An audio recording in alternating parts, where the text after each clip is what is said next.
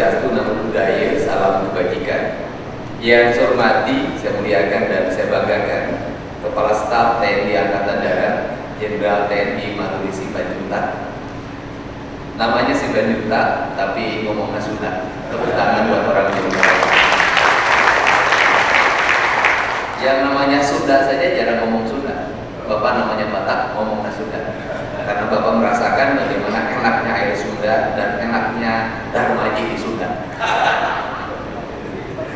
Yang saya hormati Wakil Kepala Staf Angkatan Darat, Bapak Letjen TNI Tanyo Budi Revita. Saya sudah berapa kali bertemu Pak. Yang saya hormati Direktur dan Manajemen Risiko PTPN 3, Bapak Arifin Firdaus. Direktur Utama PTPN 1, Bapak Teddy Yunirman Danas. Direktur Utama PT Pupuk Indonesia, ini yang selalu dibicarakan oleh para petani. Pangdam 3 Siliwangi, Kang Dadang nama.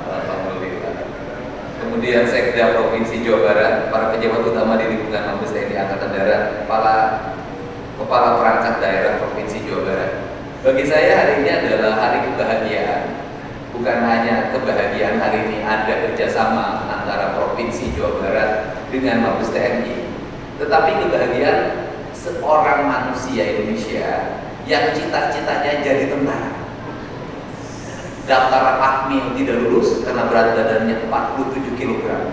Sampai minum pil Harsen saya Pak, saking ingin naik berat badan tetap tidak lulus. Setelah itu saya daftar, saya coba calon bintara Angkatan Darat, tidak lulus juga. Ternyata hari ini calon Angkatan Darat bintara tidak lulus bisa ngomong di depan jenderal. Nah, keuntungan yang kedua adalah ini abadnya abad realokasi, abad efisiensi. Karena abad realokasi, abad efisiensi, maka pemimpin harus cermat dalam membaca anggaran. Saya ini orang yang sejak dulu jadi bupati sangat selalu memanfaatkan komunikasi dengan angkatan daerah, yaitu membangun dengan biaya murah. Pertama, kalau membangun dengan angkatan daerah kerjasama. Kalau ada tanah belum dibebaskan, pasti terbebaskan. Saya pernah ngalamin Pak, membangun jalan sepanjang 57 km tanpa pembebasan tanah Pak. Jadi lewat saja, ini kebun saya yang punya perhutani, saya lewatin terus. Sebab apa? Karena saya tahu mau melibat wani nyamper gitu. Hari ini juga kita ingin membangun efisiensi, karena dalam perhitungan saya, kalau semuanya polanya pola lelang, kemudian polanya pola PH ketiga, pasti banyak komponen yang harus terpotong. Selain waktu yang lama, juga ada keuntungan yang dinikmati oleh pihak ketiga. Kemudian juga ada tenaga kerja yang sangat banyak yang digerakkan. Tetapi dengan pola kerjasama dengan TNI, yang pertama adalah kecepatan dalam mengambil keputusan. Yang kedua, partisipasi publik yang akan banyak dan terserap. Nah, dengan gerakan ini maka para anggota TNI akan bergerak kembali ke masyarakat, membangun, dan semakin dirasakan kedekatannya dengan warga. Karena TNI itu manunggal itu artinya bahwa dia tidak bisa dipisahkan. Nah, kerangka ini akan menjadi kerangka kita di tengah-tengah pengejaran 3 hal. Yang pertama adalah mengejar ketertinggalan infrastruktur di Jawa Barat. Karena di Jawa Barat itu kalau dengar Jawa Barat Selatan atau Sunda Kidul, itu pasti kita membayangkan ketertinggalan. Karena mereka jauh dari akses layanan kesehatan, jauh dari akses pasar, jauh dari akses pendidikan. Tetapi mereka itu adalah mutiara yang terpendam. Kalau masuk ke dalamnya kita nggak mau pulang. Kenapa? Karena garis. Kemudian kedua adalah kita juga ingin memacu ketertinggalan utara. Utara itu jalannya tidak terkoneksi, rata-rata terpotong. Kemudian utara hari ini menjadi pabrik sampah. Kawasan Indramayu, Cirebon, Subang, Karawang, Bekasi hari ini sudah menjadi lautan sampah. Sampah itu bersumber dari aliran sungai yang di selatan, tetapi juga bersumber dari perilaku hidup. Dan yang menarik hari ini adalah Kementerian Lingkungan Hidup memutuskan, bahkan ada yang dipidanakan, dari pengelolaan tempat pembuangan sampah tidak memenuhi standarisasi yang ditetapkan. Tetapi setelah itu tidak ada solusi buangnya harus kemana. TPA-nya ditutup, tapi ruang buangnya kemana sedangkan produksi sampah tiap hari? Maka solusinya Pak, saya ingin bekerja sama dengan para babinsa di seluruh provinsi Jawa Barat. Di setiap desa ada mesin pembakaran sampah. Kalau di setiap desa ada mesin pembakaran sampah, kita nggak usah lagi ngomong PLT, pembangkit sampah, pembuangan sampah akhir. Ini sudah selesai. Biayanya hitungannya kan kisaran 300 sampai 400 juta. Kalau 300 sampai 400 juta disinergikan antara dana desa dan kemudian bantuan gubernur dan bantuan kabupaten, Pasekda, nggak usah nunggu tahun depan. Tahun ini sampah di Jawa Barat selesai.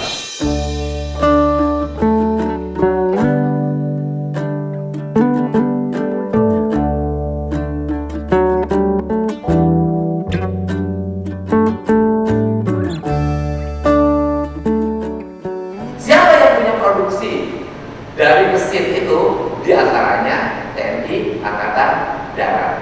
Kalau kemudian TNI dan Angkatan Darat bisa memproduksi mesin pembakar sampah itu, uang itu akan berputar di antara kita, bukan berputar di pabrikan, apalagi berputar ke luar negeri.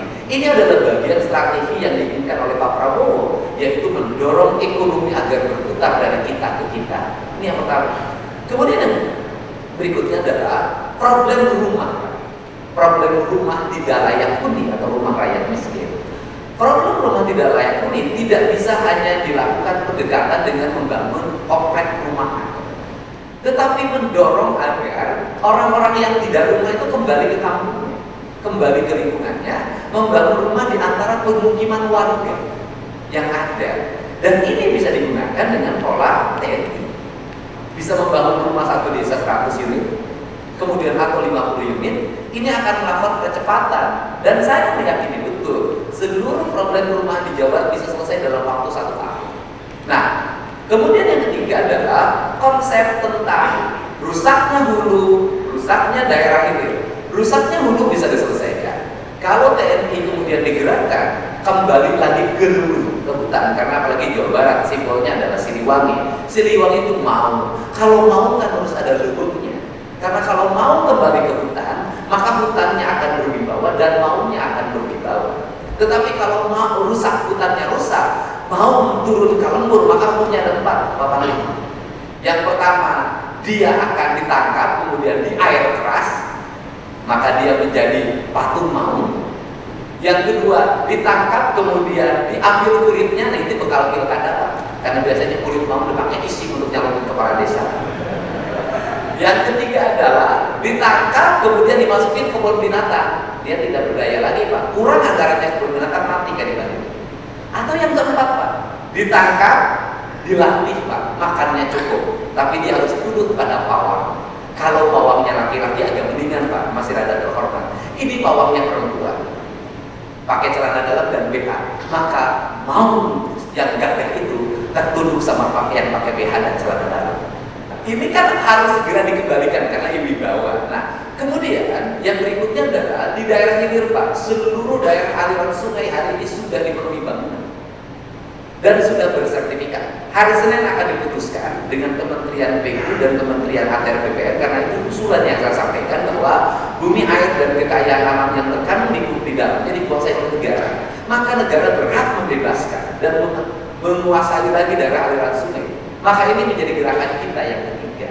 Nah, kemudian gerakan yang berikutnya adalah gerakan membangun sumber daya. Kita tahu anak-anak kita agak malas, di kepalanya HP dan motor. Maka saya akan melakukan revolusi pendidikan. Anak-anak ke sekolah berjarak tertentu dan aman untuk berjalan kaki, harus berjalan kaki. Jam kelasnya saya maju menjadi 6:30. Saya hilangkan budaya wisuda yang menggunakan event organizer, kecuali wisuda dengan kreativitas sendiri. Saya hilangkan budaya studi tour karena ujungnya piknik. Kemudian memacu anak-anak sekolah untuk tidur jam 9, bangun pagi, karena ini bagian efisiensi keuangan keluarga dan mendorong mereka untuk terus menabung. Ini adalah kerangka pacu untuk mengendalikan kembali di bawah masyarakat Jawa Barat. Nah, kerangka ini akan menjadi kerangka dasar terhadap pembentukan sumber daya manusia. Untuk tingkat SMA-nya, kami akan memasukkan kurikulum wajib militer di seluruh sekolah SMA di Jawa Barat. Jadi kalau kemarin saya pakai baju retret di Magelang, Lorek seperti itu, nanti itu adalah baju seragam sekolah anak Jawa Barat ketika ketika Jumat dan Sabtu. Ini langkah satu. Kemudian berikutnya juga nanti saya minta tentara melatih anak-anak Jawa Barat. Saya membangun ekosistem pendidikan, Pak. Nanti ada ekosistem pendidikan berbasis kehutanan, ekosistem pendidikan berbasis pertanian, ekosistem pendidikan berbasis industri, dan ekosistem pendidikan berbasis perdagangan. Ekosistem ini akan dibangun dalam pendidikan kita sehingga anak-anak kita nanti menjadi anak-anak kreatif. Saya akan mendorong mereka juara bukan hanya akademik matematika, fisika, kimia, tetapi mereka juara di ilmu terapan, juara di perdagangan, juara di kelautan, karena inilah aspek produktif yang menjadi tantangan kita. Sesungguhnya kerjasama dengan TNI bukan hanya kerjasama formal untuk membangun dan mengefisienkan dan memudahkan kita dalam membangun di Jawa Barat, tetapi lebih dari itu, mengembalikan jati diri masyarakat Jawa Barat menjadi masyarakat Pancawaluya, cager, bagus, bener, pinter, singa. Yang terakhir, saya kenapa bertekad ingin menyelamatkan hutan, ingin mengembalikan kembali pohon-pohon besar tumbuh di Jawa Barat. Dalam pandangan saya ini adalah bukan hanya ekosistem air, bukan hanya oksigen, tetapi ini adalah pertahanan. Saya tahu kalau Kopassus sudah kehilangan ruang untuk berlatih, maka daya dukung ketangguhan dirinya akan menurun. Tetapi kalau lewung kembali ke rumah, lewung tutupan, lewung titipan, kemudian lewung garapan, kemudian lewung awisan itu terbentuk kembali, dan kemudian itu menjadi medan latihannya Angkatan Darat, maka sesungguhnya kita sudah mengembalikan kembali pada kekuatan TNI. Dan yang terakhir, saya belajar tentang perang gerilya. Kalau hutan hilang, negara dalam ancaman serangan, satu-satunya tempat yang bisa dijadikan tempat berlindung dan menyimpan dan menjadi sumber makanan adalah hutan. Tapi kalau hutannya sudah habis, seluruh radar bisa memantau keberadaan kita dimanapun. Bahkan nilai-nilai yang bersifat mistik di hutan sudah tidak ada. Maka menurut saya, kita sudah kalah dalam peperangan. Kekuatan kita dari dulu adalah kekuatan gerilya, dan gerilya bagi kita syaratnya kalau di Timur Tengah adalah perang kota di bangunan, maka gerilya di tangan kita adalah kekuatan hutan belantara. Jadi sesungguhnya bagi saya, mengembalikan kembali hutan belantara adalah mengembalikan kembali kepertahanan bangsa dan mengembalikan kembali sistem gerilya apabila negara dalam ancaman. Itu saja, saya ucapkan terima kasih, dan saya juga tahu Kopassus sudah kehilangan tempat untuk manjat tinggi karena seluruh daerah batunya ditambang. Maka saya hari ini Pak, ada 120 penambangan yang sangat tunda, apalagi di daerah-daerah gunung batu. Karena bagi saya, itu adalah kepentingan masa depan. Karena bagi saya, sebagai anak tentara yang pangkatnya prajurit kepala Palang 3, memimpin bukan merawat, tetapi memimpin merawat. Dan saya ingin anak cucu saya nanti ke depan, itu punya peninggalan dari kakeknya, dari neneknya yang masih utuh.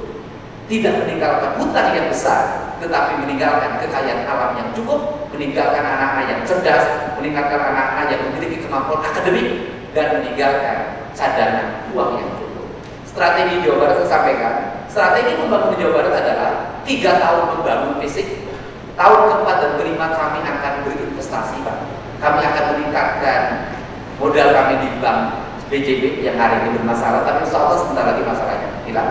Kami juga akan meningkatkan cadangan uang itu di perbankan BPR di berbagai tempat, karena bagi saya adalah negeri ini kadang tidak tentu. Suatu saat kita akan mengalami penurunan pendapatan, maka kita harus punya cadangan. Dalam ilmu pertanian, orang Baduy mengajarkan bahwa di balik kesederhanaannya, dia punya leit yang umur padinya mencapai 150 tahun masih utuh. Dan hari ini Presiden kita Pak Prabowo Subianto menyadari bahwa di desa tidak ada lumbung, sehingga kebijakan operasi merah putih sesungguhnya adalah kebijakan ketahanan pangan untuk menyimpan ketersediaan pangan di tingkat desa. Yang hari ini rakyat kita sudah tidak punya pembiasan, orang sudah tidak punya goa, sudah tidak punya lumbung, dan tidak punya lei, padinya los semuanya. Sekarang harus dikembalikan lagi, dan ini kesadaran kolektif. Mudah-mudahan ini kerangka kerjasama ini merupakan kerangka untuk kembali lagi masyarakat Jawa Barat menjadi masyarakat Siliwangi. Terima kasih. Wallahu muwaffiq ila aqwamit thoriq. Assalamualaikum warahmatullahi wabarakatuh. Sampurasun. Terima kasih kepada Mulyadi atas sambutannya. Selanjutnya kami persilakan untuk kembali ke tempat.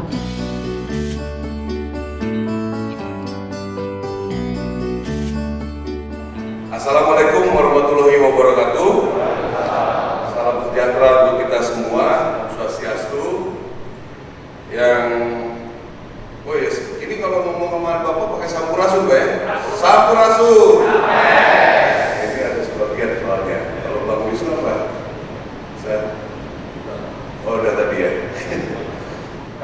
Yang saya hormati Pak Kasat, Pak Sahli, Dirjenan, secara khusus Pak Gubernur, Pak Direktur PTPN 1 ya, Bapak PTPN 1, Direktur PTPN 3, Direktur Pupuk Indonesia, sudah berjuang lama dengan kita ini tentang kebun,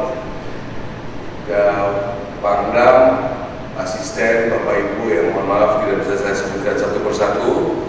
Pertama-tama mari kita panjatkan puji syukur pada Tuhan Yang Maha Kuasa, hari ini kita bisa bertemu di sini.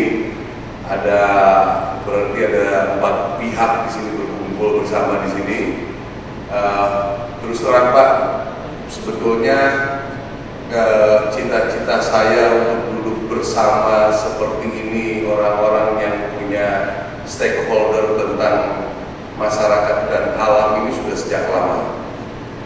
Jadi pengalaman saya di perjalanan itu berulang kali mengajak, maaf ya bukan menjelekkan ini pemerintah daerah, saya bikin proyek, saya ajak meresmikan, saya ajak kasih gambaran supaya bisa meningkatkan kehidupan masyarakat. Ya alhamdulillah baru jadinya sekarang dengan Bapak setelah bertahun-tahun Pak.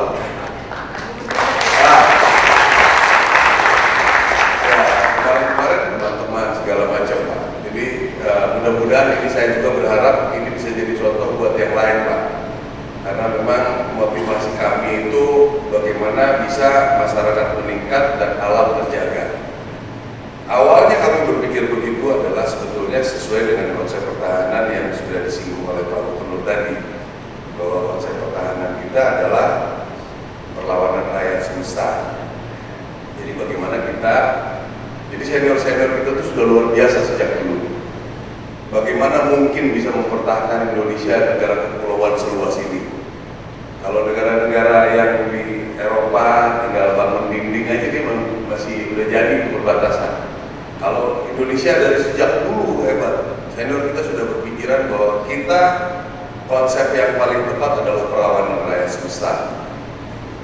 Kita mencoba sejak dulu proses-prosesnya itu adalah bagaimana menanamkan jiwa nasionalis. Nasional. Tapi perkembangan zaman, masyarakat itu semakin susah, alam semakin sulit. Saya dulu mencoba bekerja di masyarakat itu, maaf sekali lagi bukan saya menjelek-jelekan. Demikian proyeknya jadi, kebetulan kami banyak proyek air. Sambutan pertama dari perwakilan masyarakat bertanya, kemana pemerintah?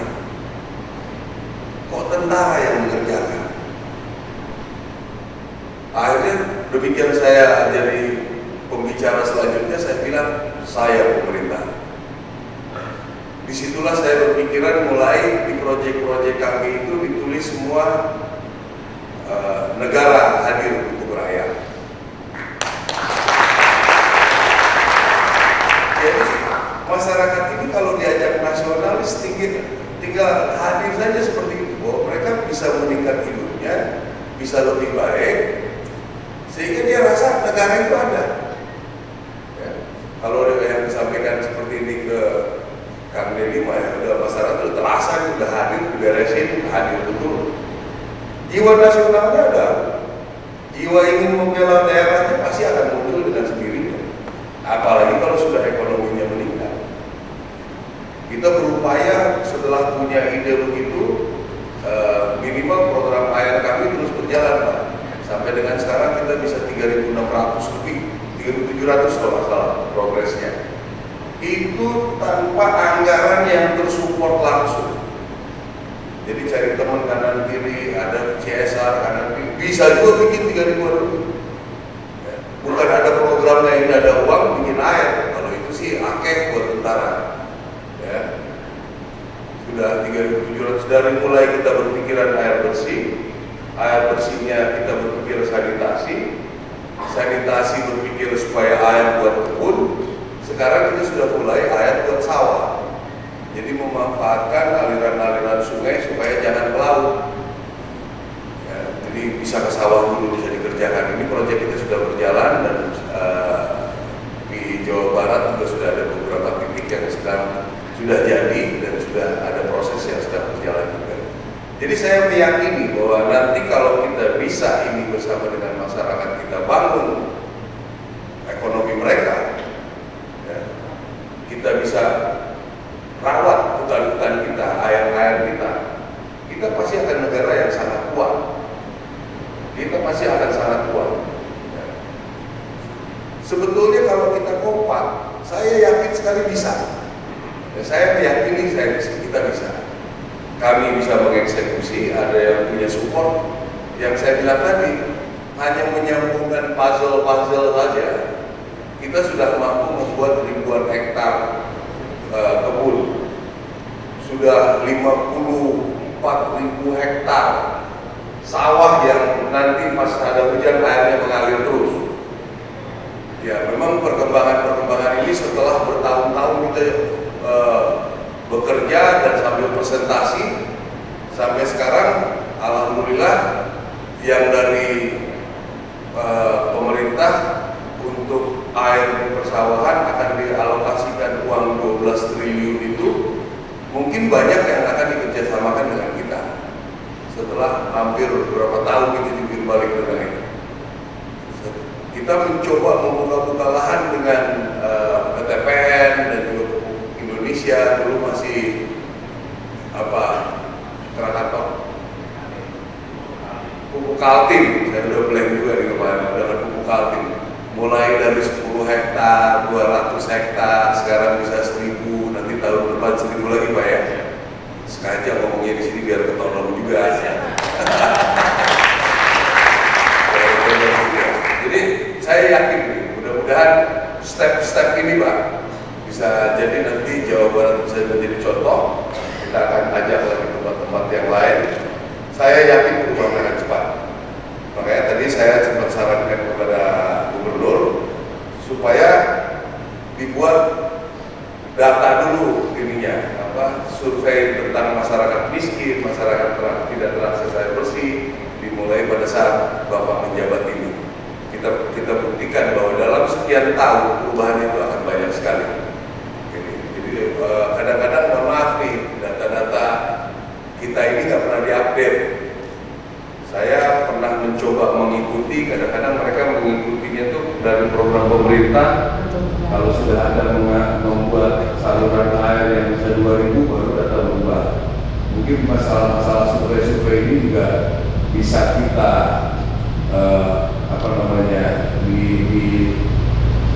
dimodifikasi.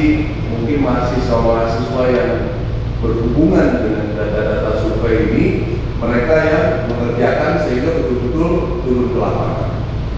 Jadi mudah-mudahan apa yang tadi disampaikan Pak Gubernur ini dalam tahun ini bisa serentak berjalan, tentu saja dengan support PTPN dan Indonesia. Mungkin nanti selain waktu kita ajak juga dari kehutanan dan lingkungan hidup sehingga betul-betul bisa jadi contoh.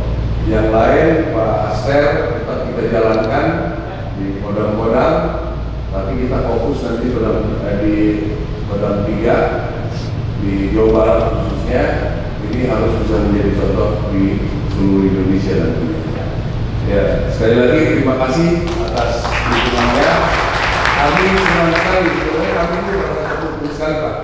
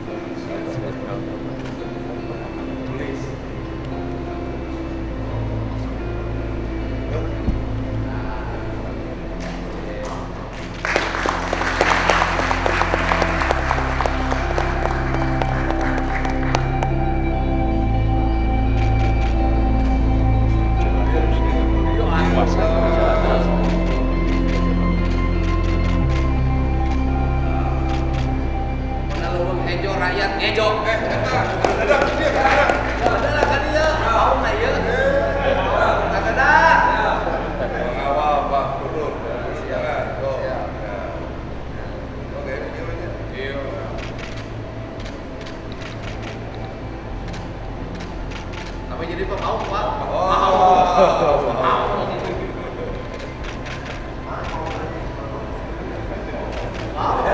Dilanjutkan dengan penyerahan cindera mata. Mohon izin Bapak. Kepada Gubernur Jawa Barat.